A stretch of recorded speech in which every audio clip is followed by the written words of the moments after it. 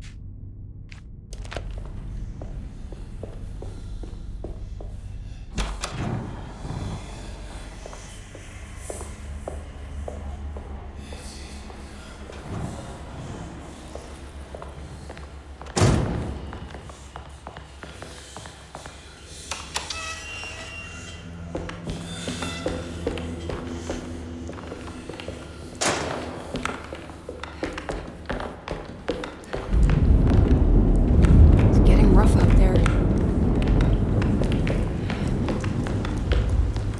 It's locked from the other side.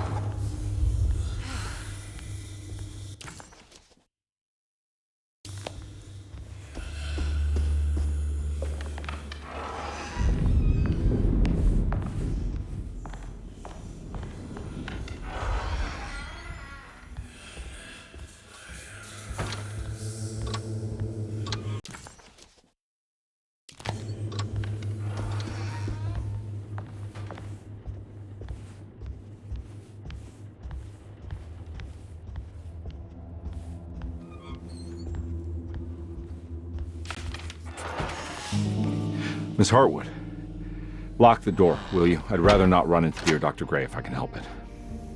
This feels strange. So very strange.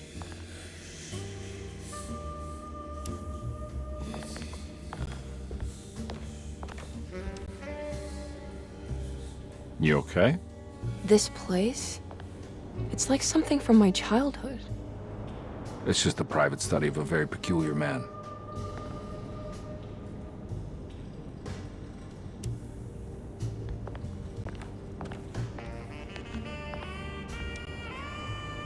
I think this is it. I'm properly mad. You should be. Dr. Gray's playing with fire. Derceto's a powder keg of loonies, all ready to play their part in a murderous cult.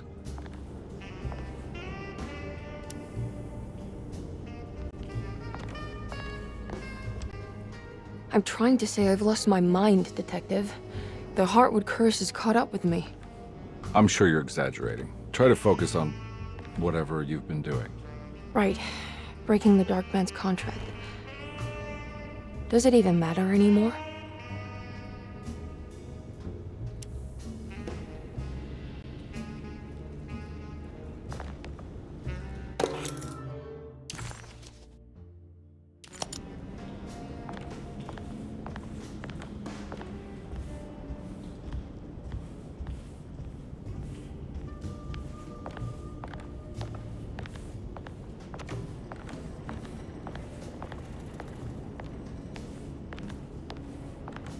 There's a book missing.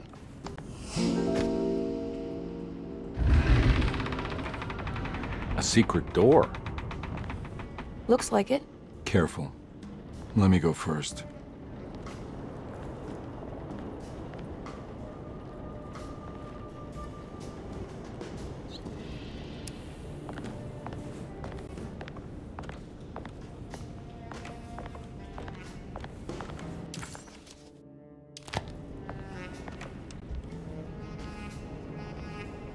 Now we're talking.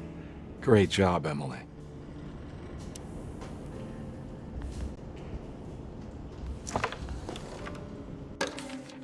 Good to finally meet you, Mr. Heartwood. I'm here on the behalf of your brother Philip. You were expecting me, weren't you? Yes, you're from Derceto, no? That's right. I just wanted to ask you a few questions to see if there is anything I can do to help you and your family. Okay. I understand you're full of imagination. You make up a lot of things. I suppose.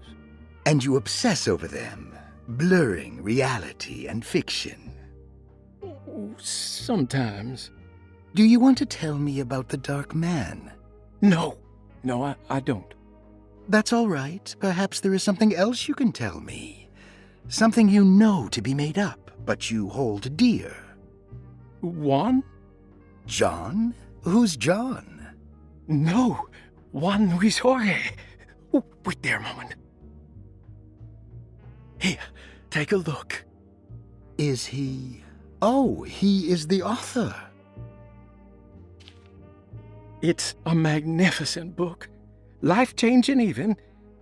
The real Juan is long dead, but I like to think of him as my friend.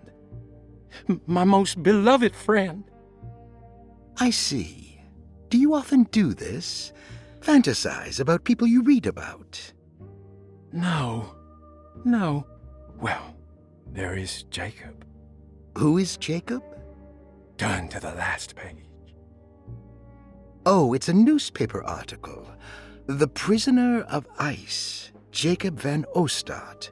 Is he also your beloved friend? Oh, no, Doctor. Not at all. He is the fire that fights fire.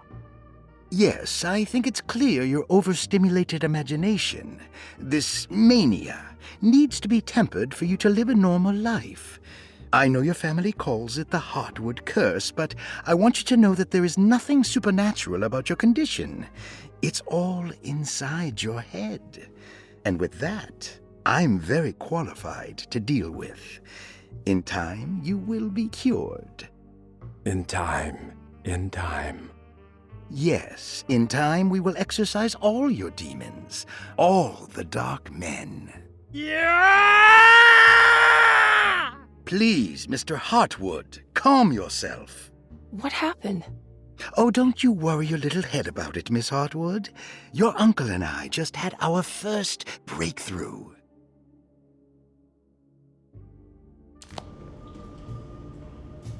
This has something to do with the numbers for the talisman.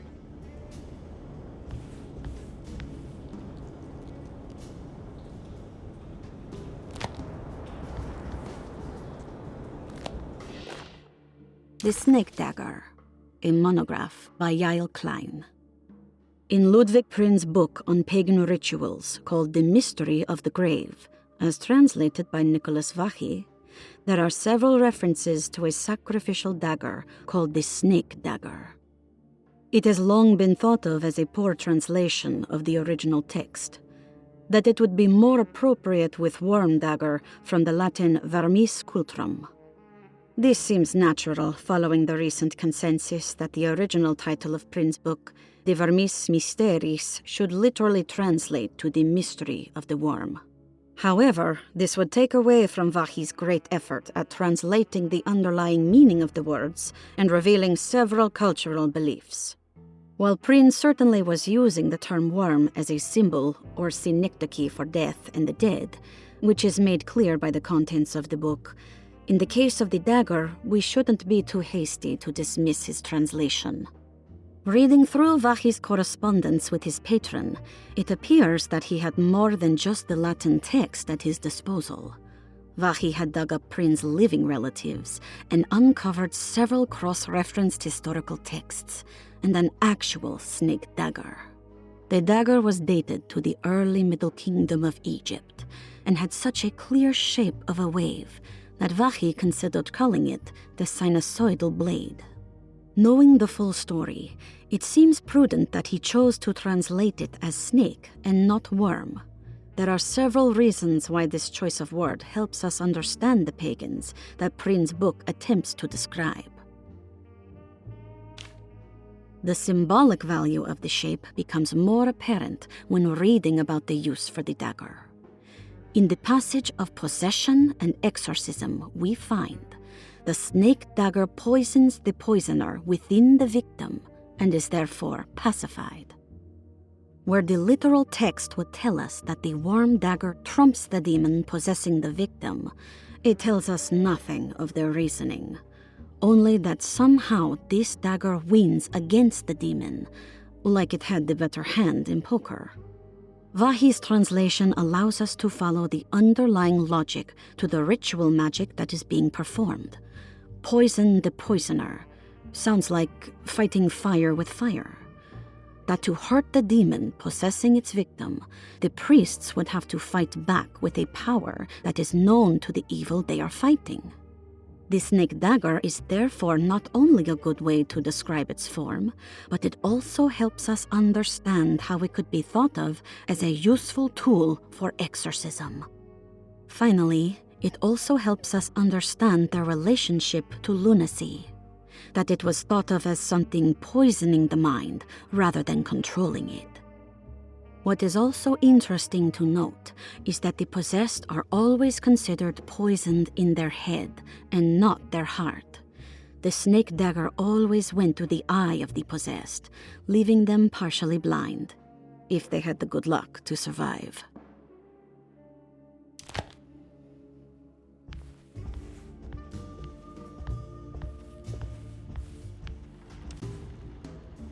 Found anything?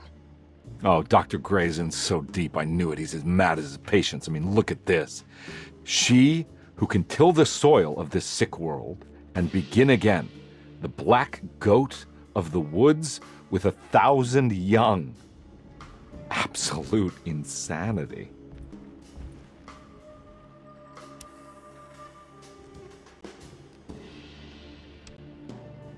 I have the strangest sensation that this is somehow Jeremy's room. What? No. This is Dr. Gray's private quarters.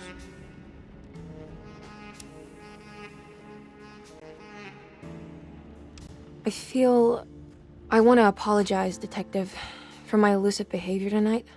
I'm glad you haven't given up on me and my uncle yet. You got nothing to apologize for. In fact, you've been out of my hair for most of the evening, you're self-reliant, and you've been helping with your own particular brand of investigation. As far as I'm concerned, you're an exemplary client. Thank you, Edward. Mr. Carnby.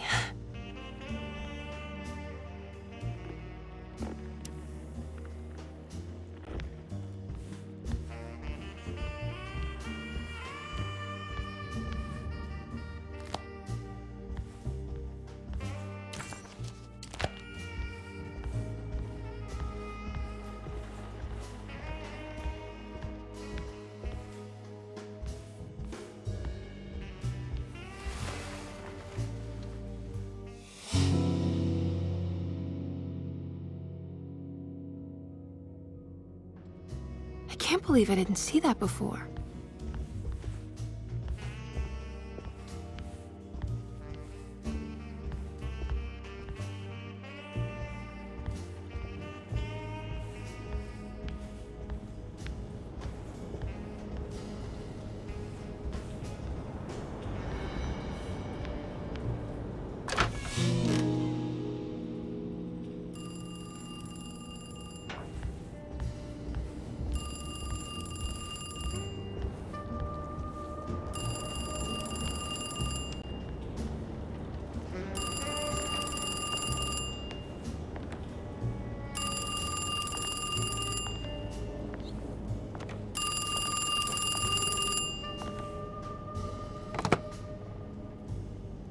Hello? Who's there? Jeremy? Jeremy is with the Dark Man. You can't save him. Jeremy is with the Dark Man? Where? Who is he? What is the Dark Man? The Heartwood Curse. He will come for you too.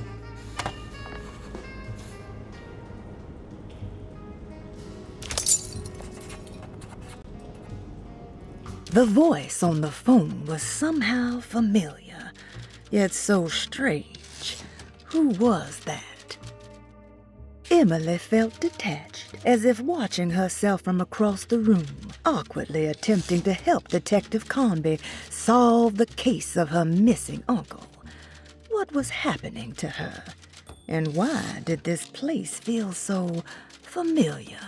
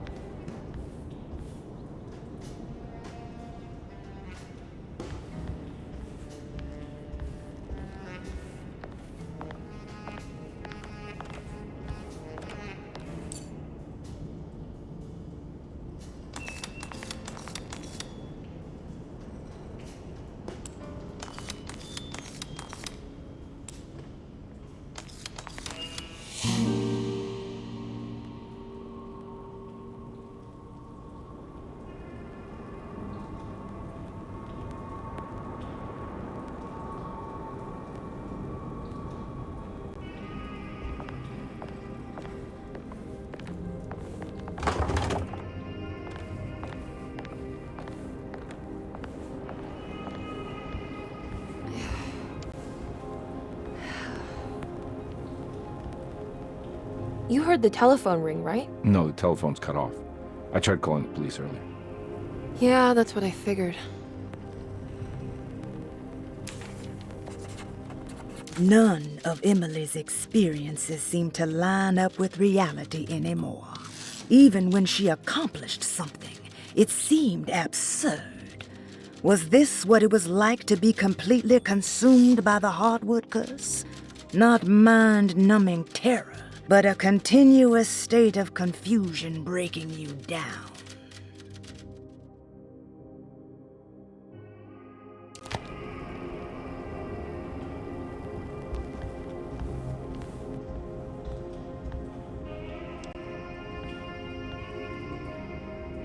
Hey, Mr. Carnby?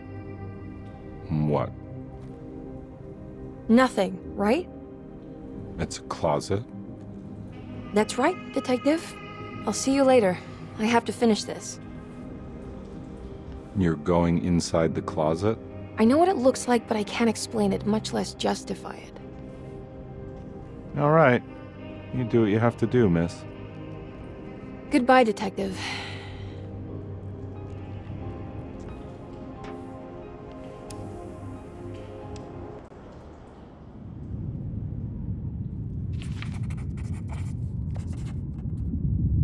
The icy wastes before her felt profound and deeply wrong. like staring into a grisly wound revealing bone under the fleshy mounds of muscle, seeing layers of Jeremy that she would rather stay hidden.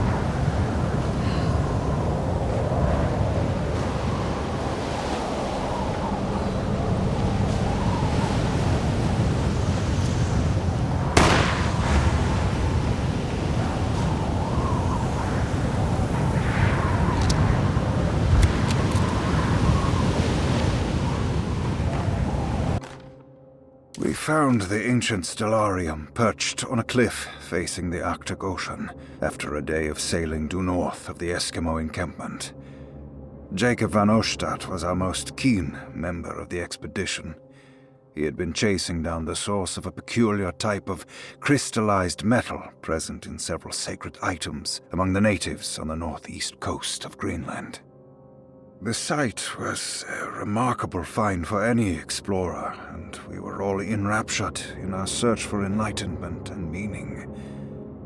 The surviving architecture seemed almost unearthly in origin and astonishingly sophisticated. The metal Jacob was searching for was abundant, almost ubiquitous.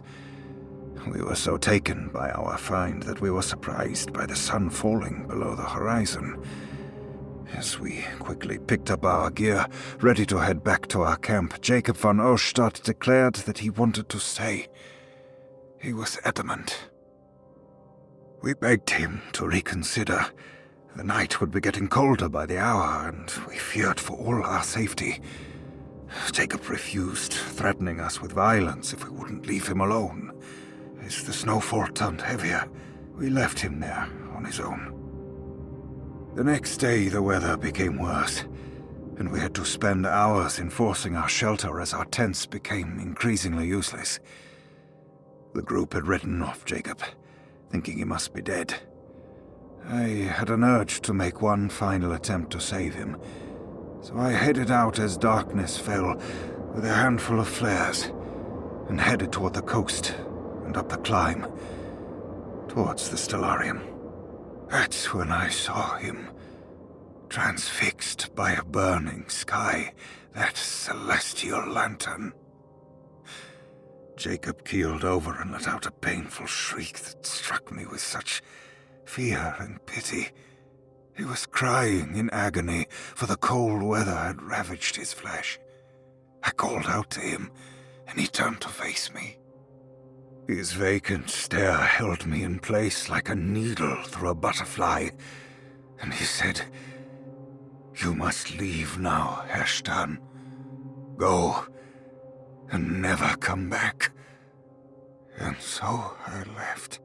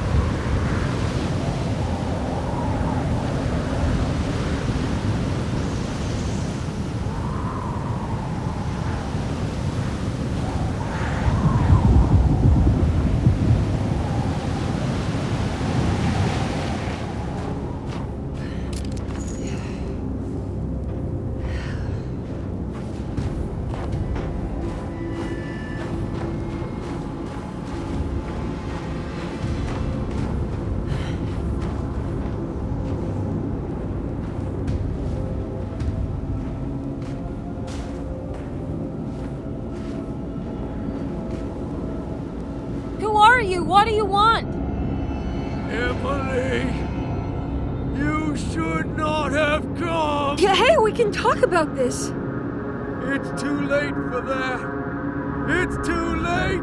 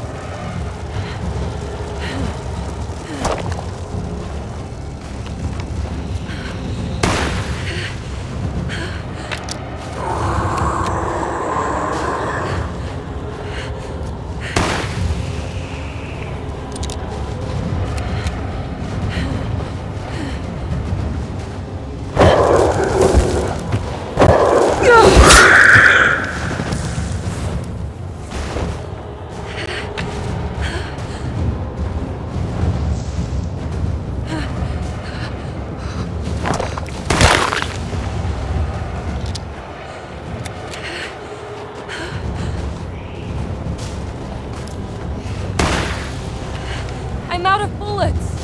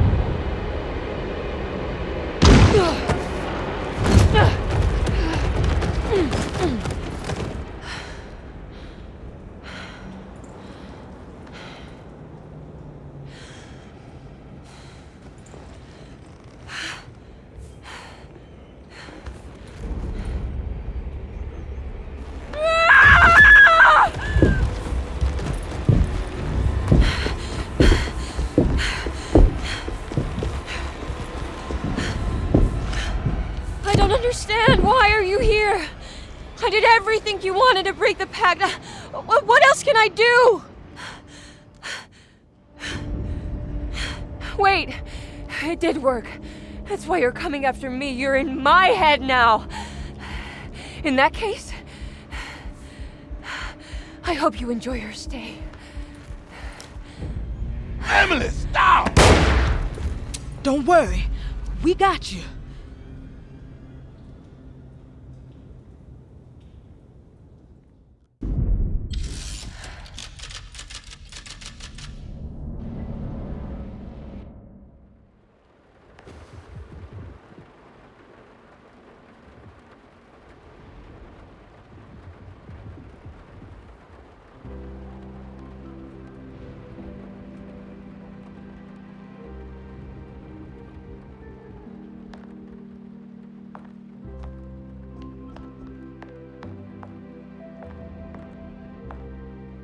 Are you alone? Or is he in there with you? Miss Hotwood is up! Heard you almost painted the foyer with your own blood and guts. Good to see you still in one piece. Stick around, will you? It's going to be an exciting night.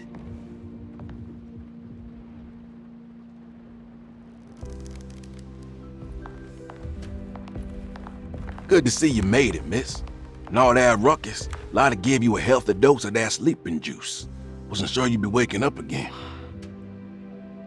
What happened? You had a psychological breakdown. Tried to shoot yourself. Sorry for the manhandling, but we just wanted to save you. You also stabbed Jeremy in the eye. Is he alright?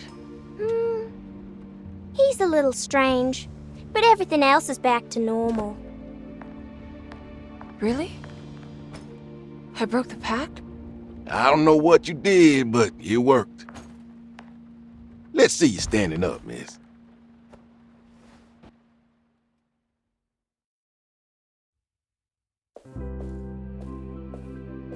Jeremy, are you okay? I'm so sorry for hurting you. How can you ever forgive me? Emily, I missed you so. I do hope you'll stay with me for a while. Uncle, what's wrong? Is it anesthesia? He seems so meek. I wish that was the case. It turns out that you managed to lobotomize him. It's actually quite impressive considering your technique. This is permanent?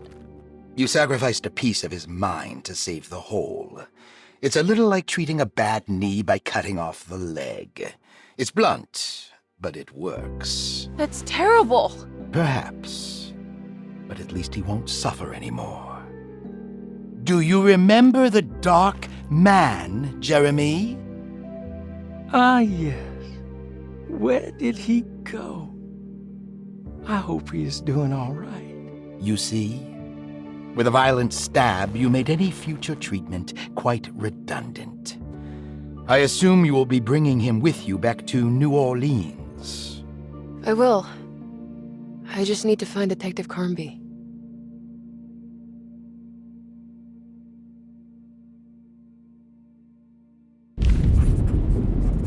Everything was back to normal.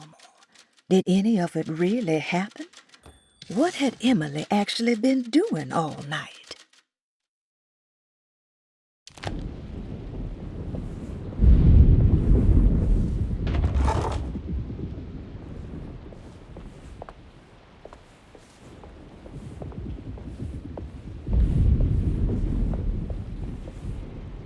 Well done, Miss Hartwood. You officially made Derceto the dullest place in existence again. Oh, thank you. Happy to be of service. Have you seen Detective Carnby anywhere? Still chasing that lovable palooka around, are you? I'm sure you'll find him.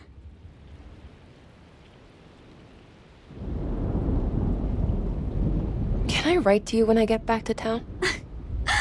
You are too sweet, Miss Hartwood. I'll look forward to reading all about your tedious routine.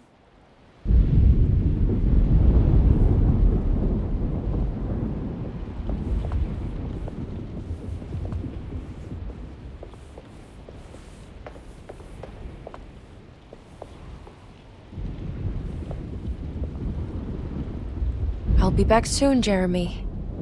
Then we'll go back to the city. How fun. I do like riding in the motor car.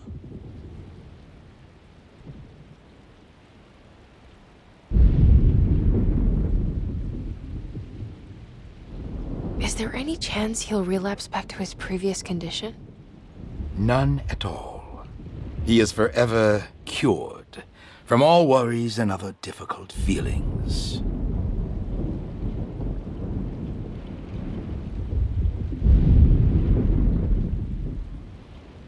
Have you seen Detective Carnby? I'm sure he's around here somewhere, poking and prodding.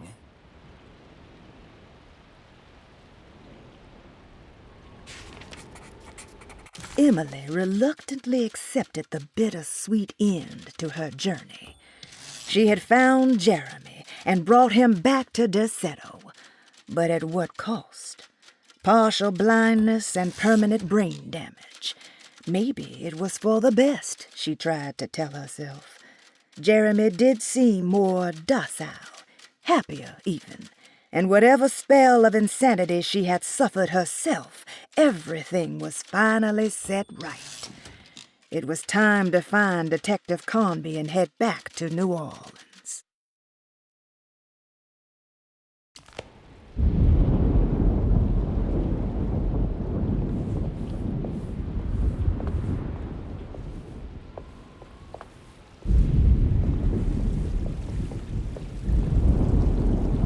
Good to see you're still with us, miss. Are you hungry? No, thank you. I'm still a bit woozy.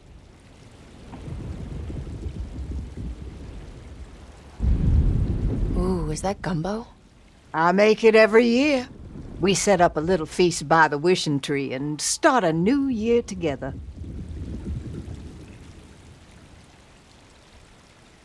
Have you seen Mr. Carnby? I haven't seen him for a while.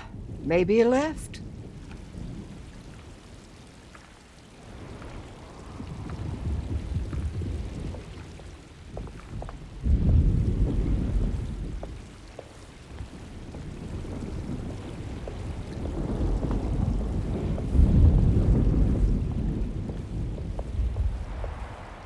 Looks like a storm's coming. Radio says it could get real bad. Floodings and such.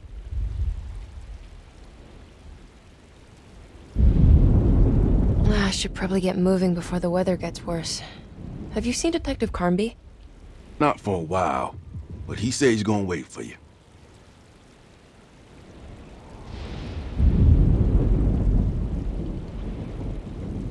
Take care, Batiste. You too, Miss Emily.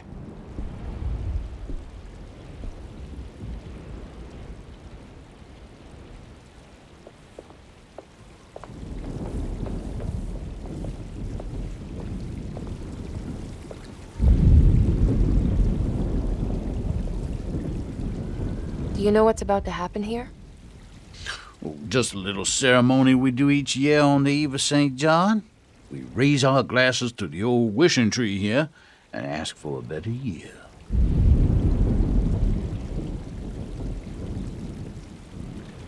Is it all for show? Or do you actually believe the tree can help? Well, I guess some of us do. I mean, Lottie and Mags are pretty invested. Taking it a little too far, you know.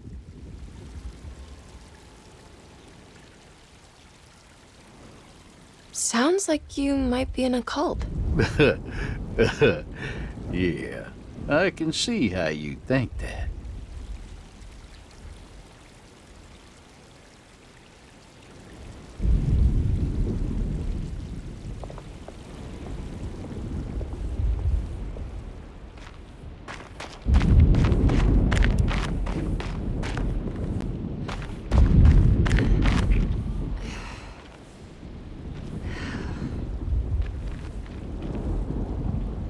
What are you doing? Preparing for the ceremony. This time she will come. I'm sure of it.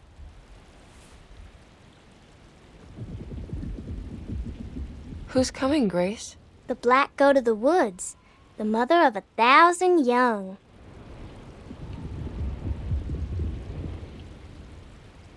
I hope you find what you're looking for, Grace. Whatever it is that you need. That's a terrible thing to say.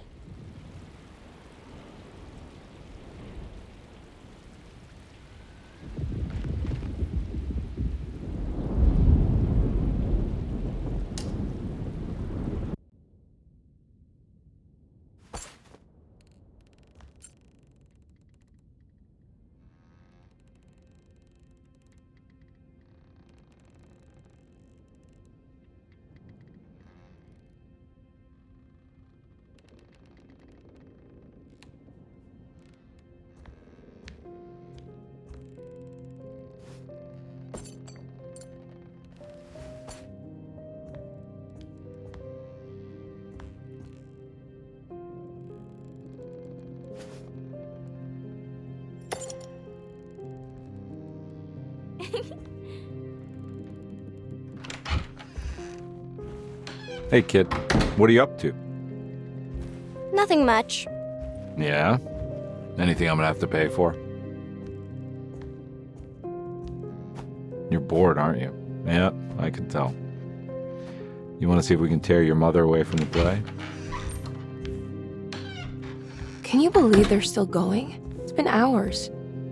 You forgot this. Well, I just didn't want you to think we had abandoned you in there. Can we go home? Yes, please. Can we? What? You guys didn't like the play? It was all right. A little difficult to follow. Oh, I agree.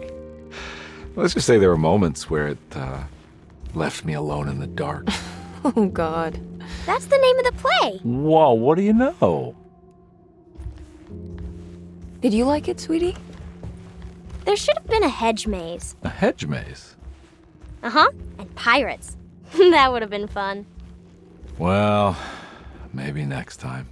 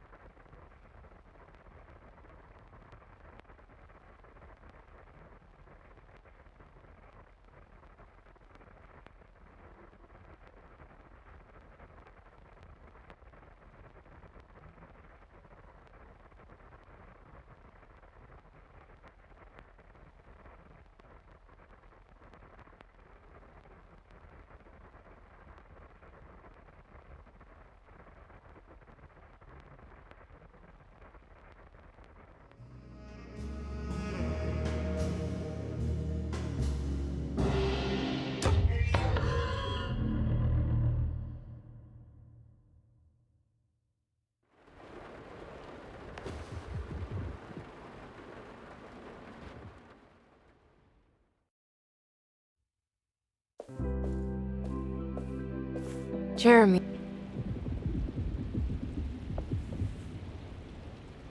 I'll be back soon, Jeremy. Is there any chance he'll relapse back to his Have you seen Detective Carnby? Emily reluctantly accepted the bittersweet end to her journey. She had found Jeremy and brought him back to Derceto. But at what cost? Partial blindness and permanent brain damage. Maybe it was for the best, she tried to tell herself. Jeremy did seem more docile, happier even, and whatever spell of insanity she had suffered herself, everything was finally set right. It was time to find Detective Carnby and head back to New Orleans.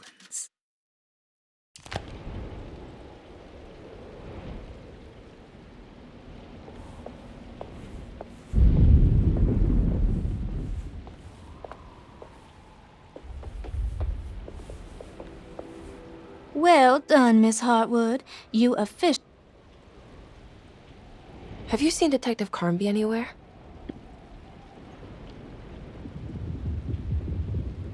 Can I...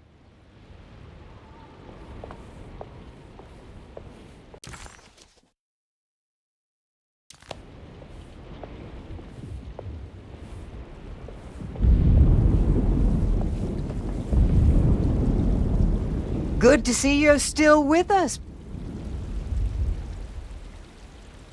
Ooh, is that Have you seen Mr. Carnby? I have...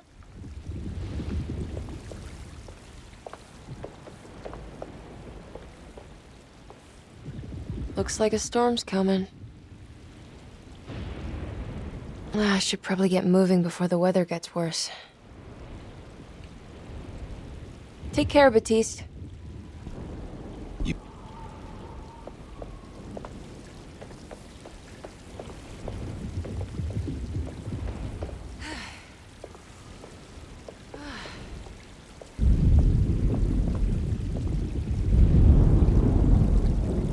I almost forgot this was here. The very heart of Derceto, you know. Almost time to call on her.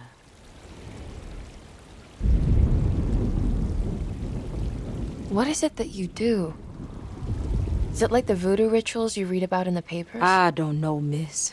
I never saw one up close. My family has always been suspicious of the hoodoo.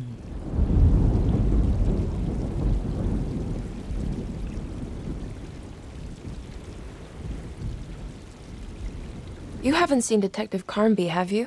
No. and I hope he stays away. I don't think he would understand what is about to happen here.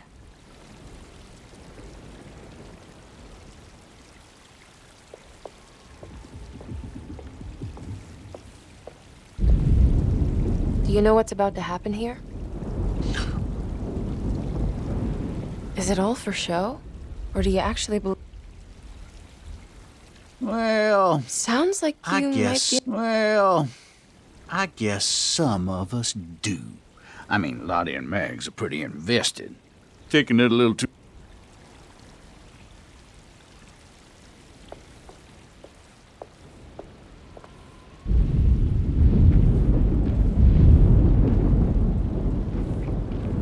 What are you doing? Preparing for the Who's coming, Grace? The Black go to the wood. I hope you find what you're looking for, Grace.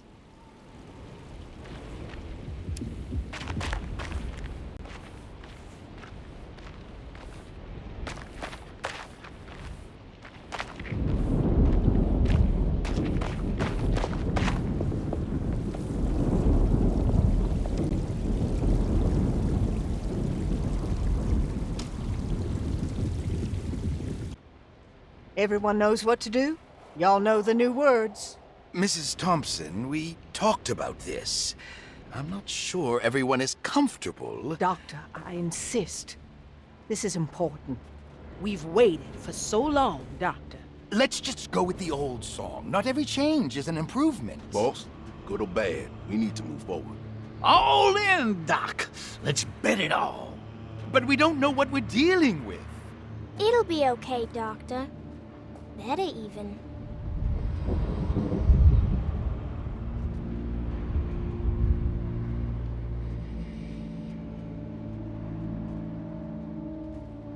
Oh, there are praises in abundance to the Black Goat of the Woods.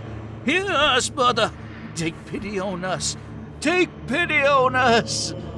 Ever there praises and abundance to the Black Goat of the Woods. Ever Hear us, and take pity on us. Take pity on us. Hear us, Mother.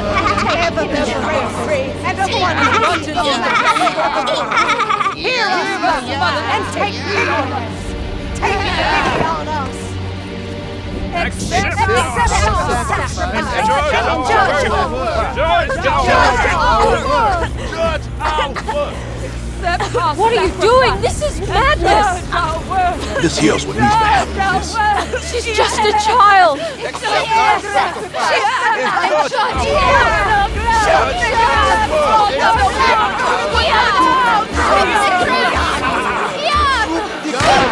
the Black Goat of the Woods with 1,000 yards! Edward! Get out, Emily! We're leaving! No! There has to be a sacrifice!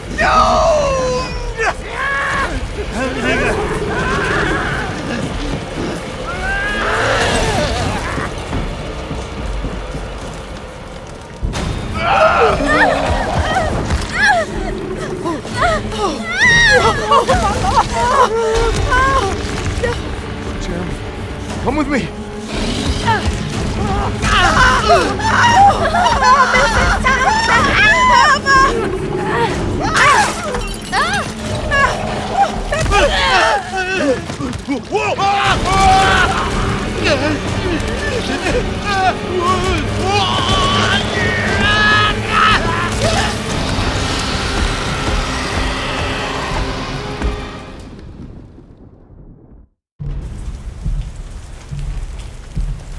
Emily Hartwood arrived only moments later.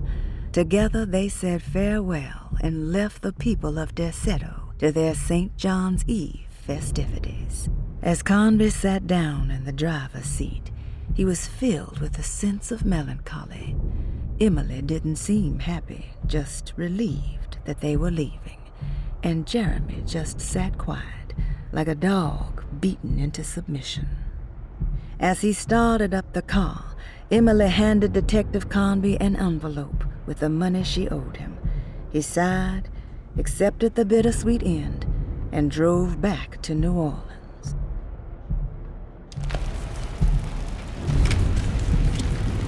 I have to stop that thing. It's gonna kill everything in its way.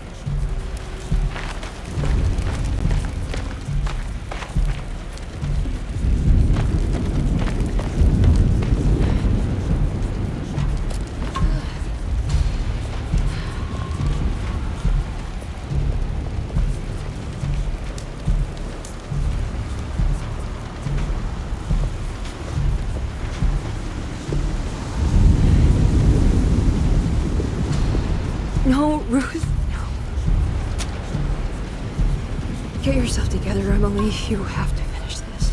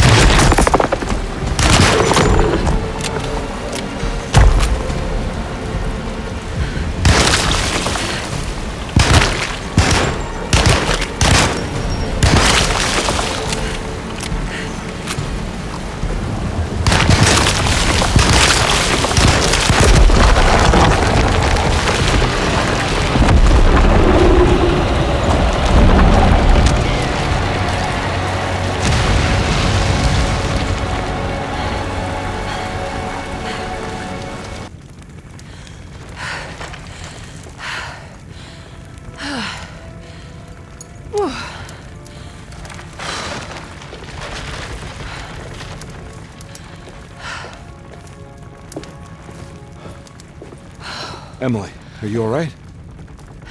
I don't understand anything that just happened. What was that? The whole gang was a cult dedicated to something called the Black Goat of the Woods. I've been trying to gather as much information as I could. It was only after you started talking about monsters that I thought maybe there was some truth to all the nonsense I was finding. Where's Jeremy? Uncle! Are you alright? Everything is out of order. This isn't the way the story goes. I shouldn't be alive. Don't say that. You made it out. Be happy. Okay?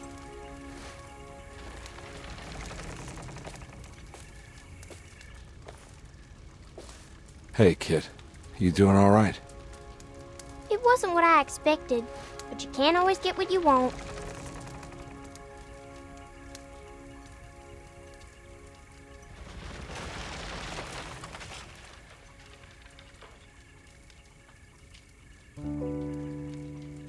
All right, you ready to head back to New Orleans? Come on, Jeremy. Let's go. Can I come? Don't leave her. You have to take her to Hell's Kitchen. What on earth are you talking about?